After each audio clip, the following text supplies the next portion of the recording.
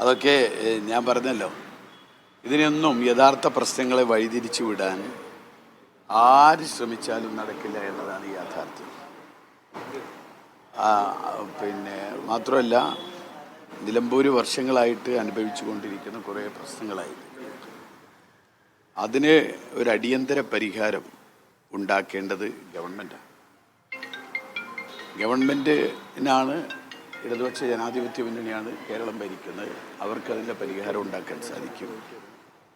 ഇത് 1, 2, 3, 4 ആളുകളല്ല ഇങ്ങനെ പടഞ്ഞു വീണ് മരിക്കുന്നത്. ഇതിനൊരു പരിഹാരം ഉണ്ടാവണം.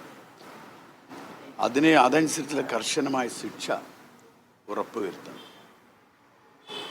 അത് ഏതെല്ലാം തലത്തിൽ ചെയ്യാൻ കഴിയുമെന്നുള്ളത് തീരുമാനിക്കുകയും പറയേണ്ടത് ഇടതുപക്ഷ ജനാധിപത്യ മുന്നണി ഗവൺമെൻറ്റാണ്. അത് അനുസരിച്ചുള്ള നടപടികൾ ഉണ്ടായിട്ടില്ലെങ്കിൽ UDF ഞങ്ങളെ നേതൃത്വമായിട്ട് ആലോചിച്ചിട്ട് അതിൻ്റെ നടപടി പ്രക്ഷോഭവും സമരമായിട്ട് മുന്നോട്ട് പോകും. പിന്നെ ഇലക്ഷൻ കാലത്ത് ഇടതുപക്ഷം നടത്തുന്ന സമരത്തെക്കുറിച്ചൊന്നും ഇപ്പം ഞാൻ പ്രതികരിക്കേണ്ട കാര്യമില്ല. അതൊക്കെ നിങ്ങൾ അത്തരം കാര്യങ്ങളിലൊന്നും ഇപ്പം ഞാൻ പ്രതികരിക്കേണ്ട കാര്യമില്ല. വിജയരാഘവൻ പറഞ്ഞത് ഈ പ്രതിയും അതിനെ സഹായിച്ച ആളുകളുമെല്ലാം ഗ്രൂപ്പുകാരനാണ്. എന്താണ്